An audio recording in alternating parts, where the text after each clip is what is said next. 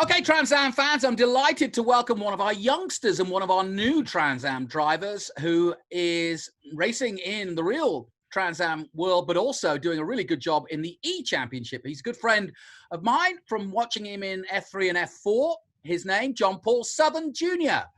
And, well, first and foremost, JP, how are you enjoying the transition to Trans Am? I'm loving it, Jonathan. I'm really loving it. Coming from open wheel cars and karting, it's a big transition going into the heavy muscle cars, sports car world. So I've definitely been enjoying it. Our first outing in Daytona, we finished sixth place. We had a really good race there. Unfortunately, in Sebring, we had a plug wire failures, so we were only able to finish 13th in the final. But we've been learning a lot over the course of this coronavirus outbreak quarantine. So in the meantime, I've been training with Pit Fit training, just getting stronger mentally and physically.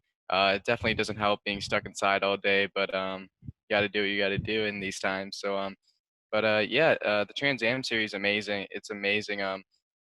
So much history behind it and everything, and with their new videos on YouTube, I've been able to learn more about the history of the series and found a new appreciation with being able to be a part of the journey.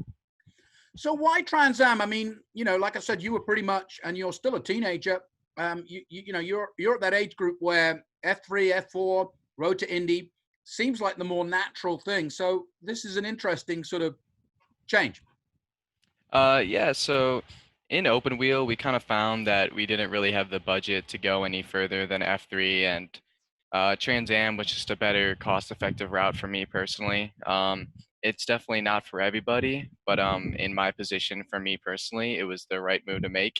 And in Trans Am, I'm facing against dedicated professional drivers to the sport, so I'm definitely getting a lot of uh, experience and learning from these guys. It kind of reminds me of back in the karting days where when I was only about maybe 12 or so, I used to race against the older drivers, and I'd get whooped every single weekend in and out, but it definitely helped me learn and get my racecraft up and get my experience up. And that's kind of where my approach is with Trans Am right now is if I'm facing against other drivers who are higher than me, um, with their experience level and their talent level, maybe even. If I can race against them at a competitive level, then who knows where I can go from there. Yeah, I spoke to Juan Manuel Correa, and I said, "Did you recognize any of the names?" And he said he definitely knew you from karting when he was growing up in the States. So he was delighted to see some familiar names and faces on the lineup list for Barcelona. Yeah, it was awesome. I used to race against Juan Manuel a bunch in karting. I remember a specific memory of mine. We had a nice lunch in Las Vegas at the Super Nationals a couple of years back, which is really nice. I haven't been able to see him since because he's been racing in Europe and everything. But it was great to race against him online too. It was funny enough because I think we finished right next to each other in both of the races, but he got the best of me in those two. But hopefully I can give him a taste of his own medicine for the next race. What's your background in using sims and racing in esport? Um, I'm a really big video game player, but not so much in the simulation world. I just got my simulator up and running about a week before the Trans Am series was announced at Lime Rock about a month ago, but I haven't really had much experience with the online esports racing world. But I used to race Forza pretty heavily back in the day, but it's not quite the same as iRacing or Assetto Corsa or R Factor, some of the platforms that we use, which are more simulation based compared to arcadey video game type based like Forza. But yeah, my background isn't that deep in that field of work, but it's definitely been a breath of fresh air being able to go out and compete against some of the real faces that I see in person. Sure. So what's your rig? What's your setup to go racing with? Well, I got the Fanatec CSL Elite 2.5, I believe, for the pedals and wheel.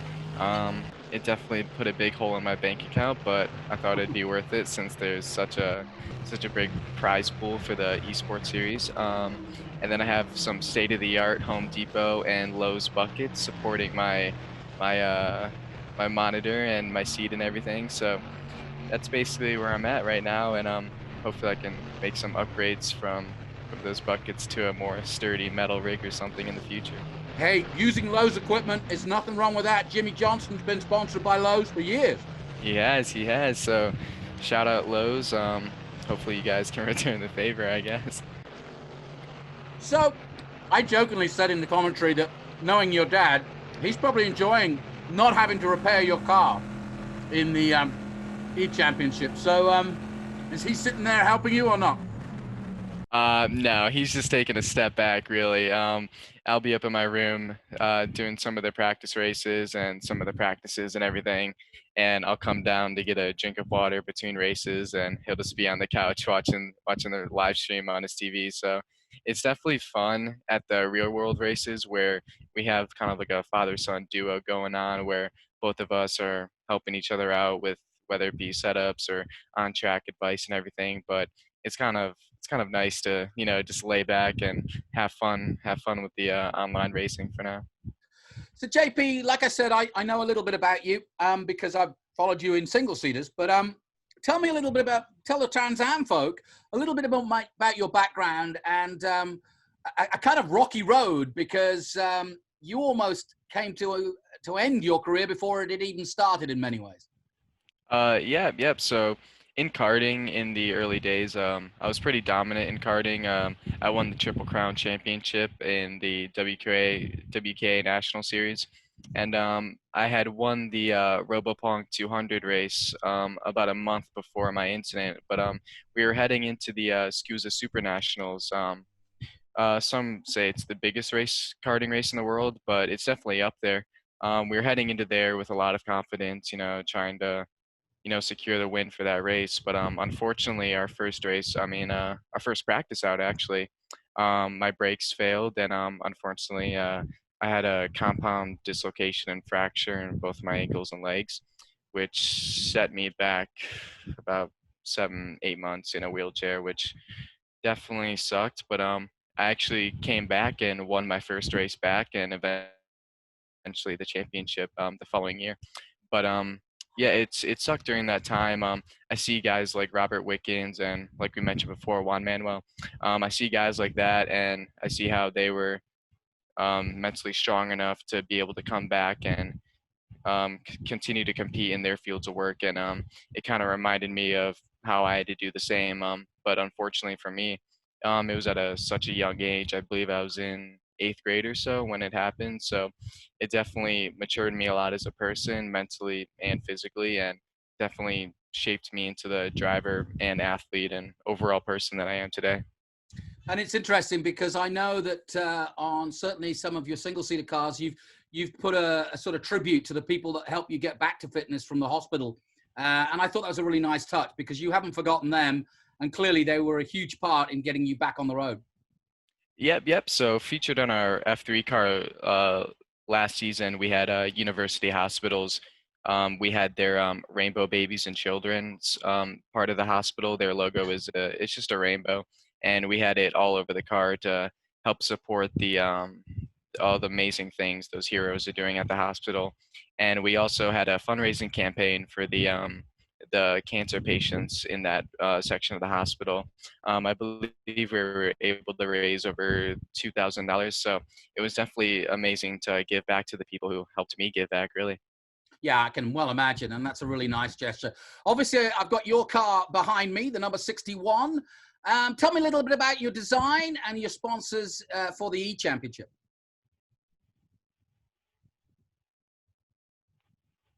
So my sponsors for the E Championship are the same as the real life championship, fortunately. So on board for us this year, we have Moco Express. They're a new sponsor coming on board for this season. They're a mobile oil changing company, and it was really nice to meet them and have them come on board and support me for the season. We also have Procure IT Network. They're a familiar face to the Trans Am series. They sponsored Mark Miller last year, and a couple other of the Stevens Miller racing cars last year. So it's great to have them back on board for us for this season. And we also have Cortez Deep Sea Fishing. They're a fishing charter out in Florida, and they said they're gonna maybe bring our team on some of the boats and fish this summer. So I'm looking forward to that if that happens. And at least we have Pittsburgh International Ice Complex. They've been a supporter of me for many, many years now. I used to kart with them back in the day at their go-karting track, and that's where I kind of got my roots go up and going. So it's definitely great to have them back on board for this season, and I'm looking forward to everything else that's going to take place for the year. And that's a great complex. I've been there myself to do some bike racing there, and they've got two different tracks, and there's a lot going on. It's a really integrated place and facility, isn't it? Oh yeah, they just paved it not too long about I believe about 2 to 4 years ago maybe, and it's brand new paved. They got the north section of the track and the south section of the track, and for Trans Am and other pro series they just combined the two, and it's about a 2.7 mile course I believe, and it's a wonderful facility, state of the art technology within the communications towers and everything, and you have great views of the track at the spectator stands and everything. So I definitely want to do a professional race there, hopefully again soon. I know Trans Am and Formula 3 aren't going there this season, but I'm hopefully I can get back there quite soon because I definitely love the complex. Yeah, no question. I'd love to see us go there. That would be fun. Now, look, what about your e-racing? I get the feeling watching you race that you've got so many things right, but you just haven't put it all together yet. You're there or thereabouts in every race, and you just mentioned racing at Barcelona with Juan Manuel. How are you getting on, and what's missing from your overall package that can make you go faster? What's missing really for me personally is just practice. I haven't really been able to do much practice as I've been pretty hammered with schoolwork recently, so I don't have to worry about that anymore. But yeah, we've had some good runs, good top five finishes. I remember one race at Red Atlanta, we were hunting down first, but I made a mistake and kind of got zoned out a little bit and spun out. But the main difference for me with the simulator racing and the real world racing is that in the real world you're looking at 3D objects around you and everything, and you're really immersed in it, and you're able to keep your focus for a long period of time. Whereas in the sim racing world, you're looking at a 2D screen with things that are supposed to be 3D, and for me, when I look at a screen for too long, I just kind of get transported in there, and I kind of lose focus and everything. And for me, it's just been for these long races, I kind of just lose focus throughout the race. So which isn't a problem in real life for me, fortunately. But yeah, I'd say a main thing for me is just practice and trying to get my focus and attention span with the 2D imaging, rendering in my mind quicker. So hopefully I can I'm going to do a lot of more testing now that I don't have to worry about schoolwork. So hopefully I can get that and snag that first win in the next race or two. So tell me a little bit about school. So have you graduated? Have you had to sort of do schooling at home during the COVID crisis? Yeah, it's been weird. Um, it's my senior year, and everyone throughout high school looks forward to senior year and graduation and prom and everything. So it's definitely been weird for me not being able to experience prom or a real graduation or anything like that. But we've just been doing a lot of online assignments on projects and everything, and it's been a lot, and it's been pretty hard, and it's taking up 90% of my days, which is resulted in me not being able to practice as much on the simulator. But yeah, like I mentioned before, I graduated about an hour ago, just turned in my last project. So now I'm just gonna have to make a decision on college and racing, and I'm looking forward to the future and what it's got in store. But for now, I just gotta lay back and relax and enjoy the summer. What would you like to do ultimately? For the summer or Well, like a I mean, do long-term you want to career go to goal? college? Do you want to pursue racing full time now, or do you want to do a bit of both?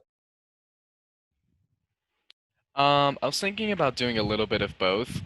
I definitely want to continue my education at college in any way that I can, and I also want to keep my racing career active as well. So whether it be as a driver or a mechanic or an engineer, hopefully in the future I can be a driver, but in case that doesn't work out, I'll have an education from college, so I can maybe be an engineer or a mechanic or a marketing director or something of that sorts, just in case plan A, being a driver, doesn't work out. So, but in the long-term future, I mean, in the short-term future, I'd definitely want to keep my education going as well as my racing career, but I definitely have some fallback plans if that doesn't happen.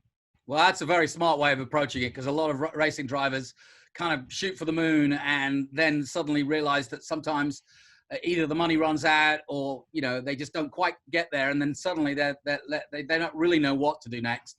So I think that's a really smart move on your part. So I mean, in terms of your racing career, you've jumped for Trans Am and you're liking it. It's a good price point. But are you looking towards potentially GTs, or do you look at someone like Ernie Francis Jr. and go, look what this kid's done just in Trans Am, and he seems to be really enjoying it?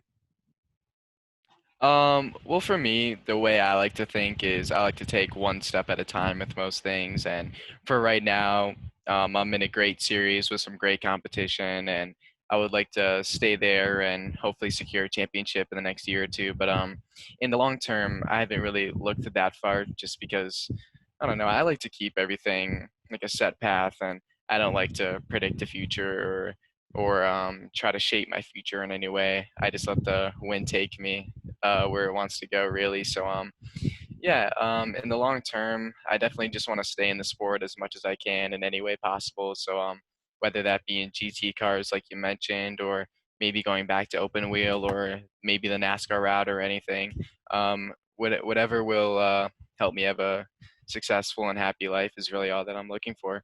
That's a very good way of looking at it. And I have to say, your CV and your resume is coming on well. You've already beaten Tony Kanaan in a Trans Am race. You've been competing against a Montoya. There might be more stars to come with the next 4 rounds. Are you looking forward to that? Oh, for sure. I'm definitely looking forward to it. I had a pretty good battle with Tony Kanaan at Daytona, I believe. So that was a good race there. And it's cool competing against a lot of these big name drivers, as for me, I'm kind of a small name right now. So hopefully competing against and potentially beating these big name drivers will help take my name to the next level. Oh, I couldn't say, yeah. I mean, absolutely. And what about your brethren in Formula 3, Formula 4? Is there anybody I should look out for on coming up on the ranks that and give me an inside take on? In Formula 3, definitely look out for Joshua Carr this year. He previously won F4 for last year, so he's definitely on the hunt to try to continue his win streak as of now.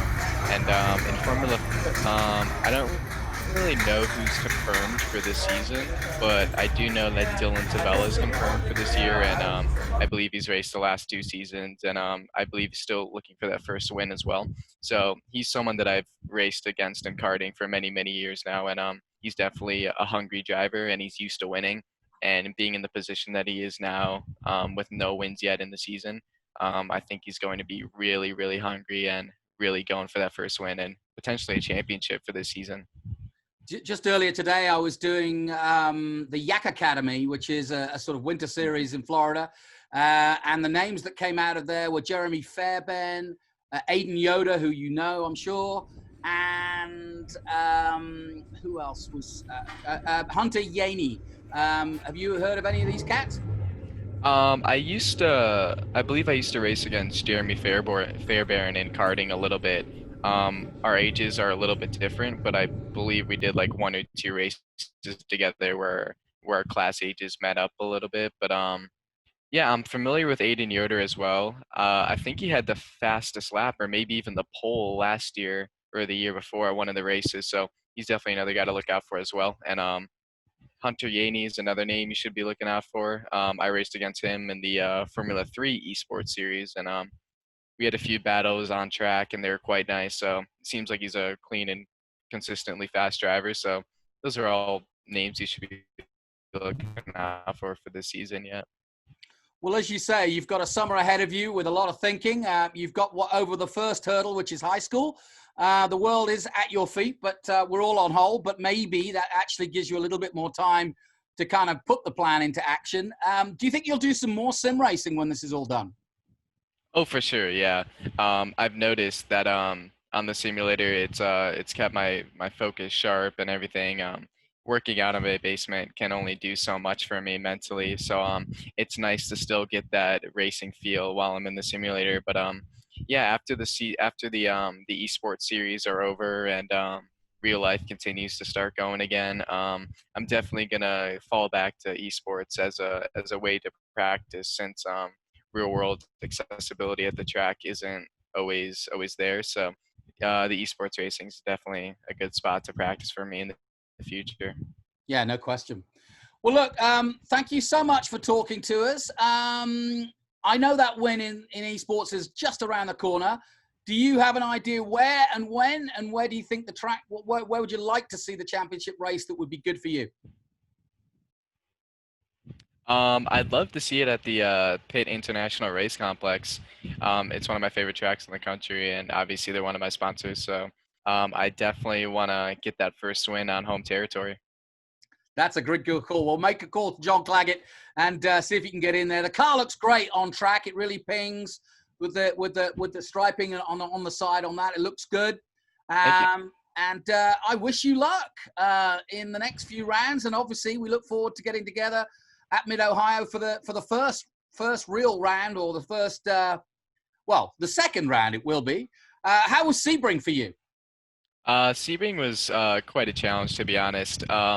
We just got our deal completed about a week before the race, so I virtually had no time to train or to get any practice in. But we had a pretty difficult weekend because we had a plug wire go bad that was burning out throughout the weekend. So I was about 20th place in practice and speeding myself up at the hotel when I realized on my data that I was about 15 miles per hour slower in the straightaway. So that kind of boosted my ego a little bit Yeah. because I wasn't completely terrible, but I had a reason to be terrible. So we got that sorted out for the final race, and we were able to finish 13th from 18th, I believe it was. So we had a solid running there, but without the mechanical failures, hopefully at the next race we can be where we need to be up front. And how's the transition going from effectively, a twitchy slicks and wings to an almost too powerful kind of muscle car? Are you making that transition with ease, or I mean, is it a help or a hinder? Your single seater background. It's definitely been a help. Any card that I can get into, it translates into experience, and experience translates into quickness and speed and everything like that. So, my experience throughout karting and Formula 4 and Formula 3, yeah, it's boosted my racecraft. It's boosted my data analysis and video analysis skills, and it's expanded my communication skills with engineers and mechanics on what the car needs setup wise and everything, and what this change does and how that affects the other changes and everything. So it's definitely been great to have that past experience and being able to take that into Trans Am.